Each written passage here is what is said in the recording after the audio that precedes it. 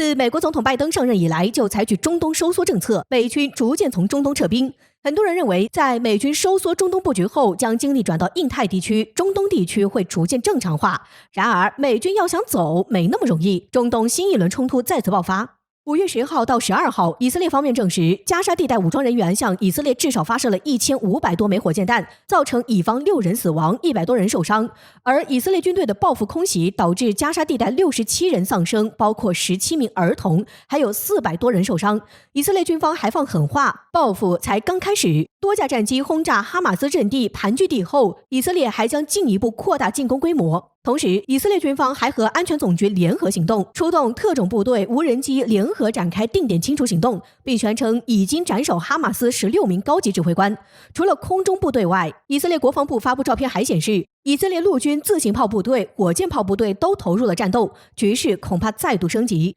虽然巴以冲突早就是常态，但这是自2014年加沙战争以来巴以之间最大规模的交火。对此，联合国中东问题特使托尔文内斯兰警告，巴勒斯坦和以色列的冲突正向全面战争升级。在这种背景下，各方势力也开始选边站。在11号，阿拉伯国家就巴以冲突召开紧急会议，谴责以色列侵占巴勒斯坦领土、驱赶巴勒斯坦民众的行为。不过，令人意外的是，这次土耳其调子很高。埃尔多安宣布打算动员全世界反对以色列，尤其是伊斯兰国家。很显然，土耳其是想借巴以冲突趁机领导伊斯兰世界，而英国、法国、德国等欧洲国家都呼吁双方保持克制，稳定局势。比较值得关注的是美国的态度。拜登表示，以色列有权保卫自己，并对以色列的自卫权表达坚定不移的支持，一如既往的拉偏架。事实上，美国将战略重心从中东转移，不再支持沙特等国联军在也门的军事行动，撤军阿富汗等都表明中东格局进一步松动。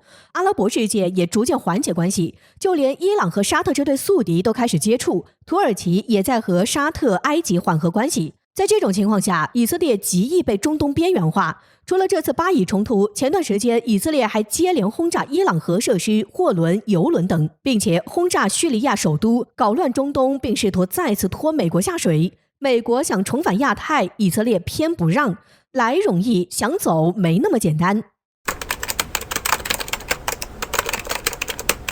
11号，菲律宾总统杜特尔特在一次节目讲话中再次提到当初选择从黄岩岛撤离的原因，声称美国是因为惧怕中国，所以才从中调停，希望中菲双方各退一步，撤出相关海域。只不过后来菲律宾军方撤离后，中国并没有进行撤军，至此可以说美国作为调停者毫无作用。杜特尔特是将当初撤退的全部原因归结成美国的问题，是美国要求菲律宾放弃黄岩岛，但是却被美国欺骗了，最终导致黄岩岛被中国实际控制。在当前中菲关系因为牛阿胶事件加剧紧张之际，杜特尔特却指责美国当初的行为，这一度让外界非常疑惑，菲律宾葫芦里卖的是什么药？日前，菲律宾军方参谋长刚发话，要在南海建立所谓的后勤中心，并叫嚣将中国船只赶出菲律宾的专属经济区，一副铁了心要跟中国作对的模样。结果次日，菲律宾总理就翻旧账，将当初从黄岩岛撤离的原因曝光，指责美国。在分析看来，杜特尔特显然跟国内政客以及媒体就华问题上出现了分歧。菲律宾政客在积极响应美国号召，加大力度针对中国的同时，杜特尔特却在忙着军事降温的循环戏码。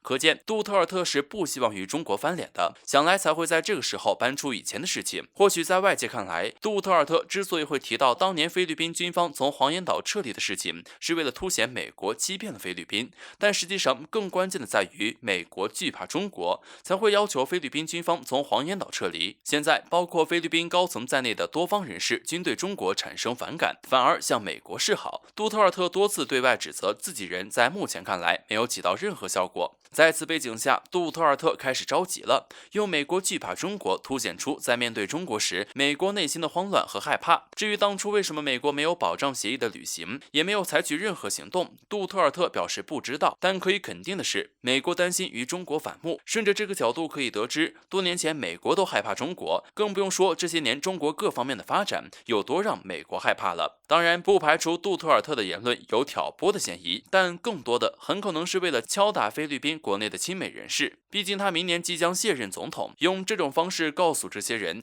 中国不再是历史上的中国。同样的，中国也不是好惹的，就算是美国都有所忌惮。菲律宾如此积极充当美国对付中国的马前卒，下场只会更惨。而自私的美国是否会在届时伸出援手，还是个未知数。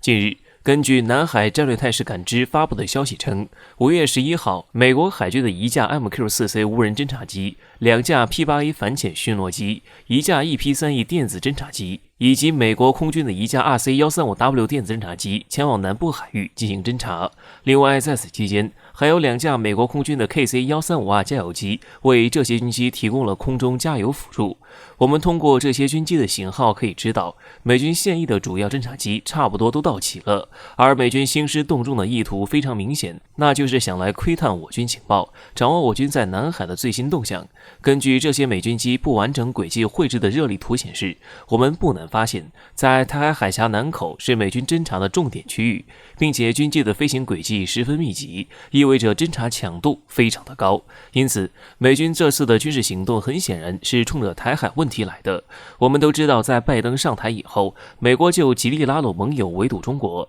并加大了在台海的军事行动，但这种行为无疑是在干涉中国内政，挑战中国的底线。因为台湾是中国不可分割的一部分，我国坚决不允许任何国外势力在台海问题上指指点点，所以在面对美军的挑衅时，我国选择了亮剑反击。据央视军事5月11号报道显示，我军东部战区第72集团军某旅两栖部队在相关海域展开了登陆演练。值得我们关注的是，本次演练是一次多兵种联合抢滩登陆演练，而且在新型气垫登陆艇等多型装备配合下，我军实现了由岸到岸登陆，两栖部队登陆作战能力得到了有效提升。对此，有专家认为，我军在这个时候进行抢滩登陆演练，是在对美军发出警告，提醒他们中国在台海问题上没有任何妥协的余地。同时，中国的这一举动也引发了台当局的担忧，他们认为美国如此高频率、高强度的侦察活动，或许会彻底激怒中国。解放军的登陆演习，也许意味着大陆在准备向台发动最后攻击。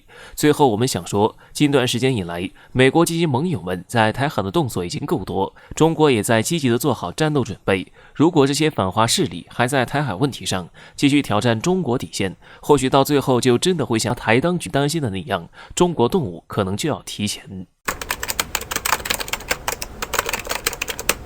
近些年来，以美国为首的部分西方国家一直都十分热衷于炒作所谓的中国威胁，而我们都知道，这不过是美国为了维护自己霸权地位的手段而已。除此以外，美国还极力拉拢盟友来对华施压，派军舰在中国周边海域进行挑衅，甚至还不顾中国反对，在台海问题上指指点点，这显然已经触碰到中国底线。对此，我国外交部在最近一次的例行记者会上再次做出强硬表态，强调中国在台海问题上没有任何妥协的余地。很显然，中国毫不示弱的态度对于美国来讲是一个大麻烦，因为一向傲慢惯了的美国人总想把自己那套美国至上的价值观强加到别人身上，但是无奈中国不吃这一套，尤其是在涉及到中国核心利益的台海问题上，美国就更别指望中国会做出任何妥协。所以在此背景下，如果美国还不在台海等敏感问题上做出一些让步的话，中美间就很有可能爆发巨大冲突，甚至引发战争。